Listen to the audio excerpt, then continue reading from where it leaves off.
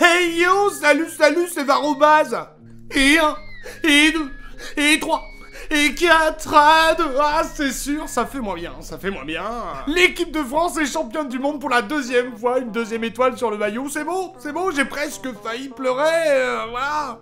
Bon, après, je me suis rappelé que la dernière fois que j'étais autant heureux, je m'en rappelais plus. Du coup, j'ai pleuré pour de bon, Vie de merde. Je crois pas que vous connaissiez l'histoire de nulle part, l'ultra de bâtard, on n'a pas jamais. Pour la finale, je tenais à aller voir l'équipe de France dans un bar.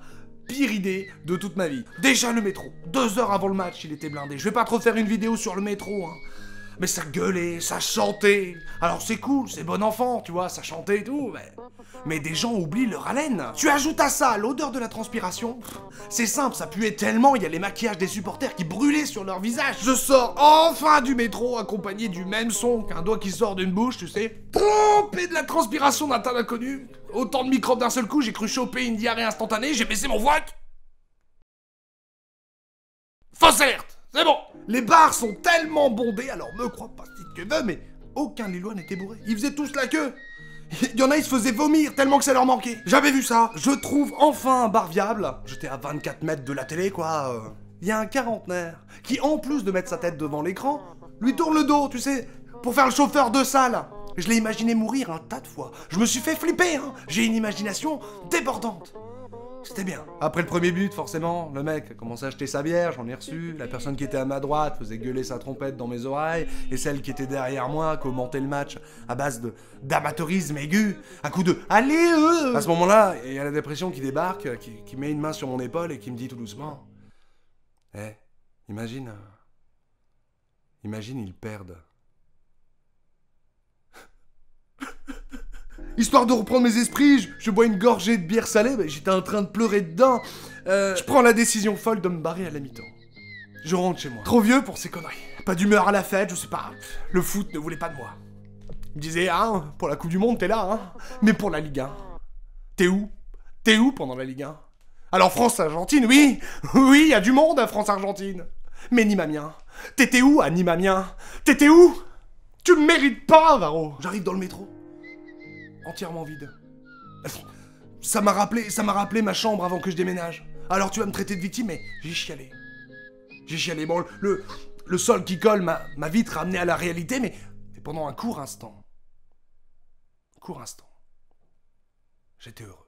Bon, pas totalement fou, je sors mon téléphone portable, tu sais, histoire de suivre le match, je me pince une testicule quand Pogba marque un but pour pas gueuler. Il y a quelqu'un qui m'avait rejoint dans le métro, un petit plouche, tu sais, le genre de gars que tu croises que dans les métros de minuit, qui se tape en brouille à son reflet. J'arrive chez moi, je m'installe sur le canapé, je suis les dernières minutes du match. Tout seul. Bah j'ai pas pleuré, hein. Forcément j'étais déjà sec, j'avais déjà tout pleuré. Mais mes yeux me brûlaient très fort. La France gagne! J'appelle tous mes potes croates pour bien les vanner. Bon, t'as pas un numéro pif, j'ai pas d'avis. Ah, on t'a bien niqué, hein! Et je raccroche. Les yeux me brûlent très fort à ce moment-là. Les Bleus soulèvent la Coupe du Monde. On est champions! Pendant ce temps-là, il y a petit Emmanuel Macron, là, notre président. Manu, comme j'aime l'appeler, avec la petite présidente croate. Non, franchement, il y a un ticket, le bougre. C'est lui le vrai champion dans cette histoire. En plus de s'être affiché comme ça avec l'équipe de France, le gars il est monté dans les sondages, plus 1000. Malava. Je regardais les interviews d'après-match, franchement, Rami. Putain, il a pas joué le gars, mais je le kiffe. De toute façon, tous ceux qui ont pas joué, je les kiffe. Rami, Giroud, Mbappé. Eh, on en parle ou pas? Ah, tu peux pas tout avoir, hein. Le gars, il est BG, il est super talentueux, il peut pas non plus parler comme ça. Faut équilibrer la balance, bordel. N'empêche, il a 19 ans, le gars. J'ai 10 ans de plus que lui. Et lui, il est riche, talentueux. Ah, tu te fous moins de ma gueule, gros lard, qui me dirait. Ah, putain, j'ai raté ma vie. Ah, ça recommence, ça me brûle. Ah. Sur ce, je vous souhaite à toutes et à tous la bonne vie. Allez, les Bleus. Merci encore une fois, abonnez-vous, likez, la petite cloche, merci infiniment aux tipeurs, sans vous, j'aurais pas pu acheter un joli petit casque là pour pouvoir faire mes montages comme il faut. Normalement le son a fait un gain, voilà, pour ça j'aurais aucun revenu en ce qui concerne les Varobaz, la chaîne Varobaz, donc merci infiniment.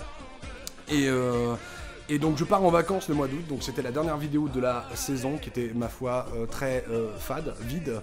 Même si je m'y suis remis sur les 2 derniers mois sur les Varobas se la raconte, on en avait fait quasiment un par semaine, juste la semaine dernière, qui était une exception. Pourquoi une exception? C'est parce que j'étais à la Japan avec l'ami chef Otaku.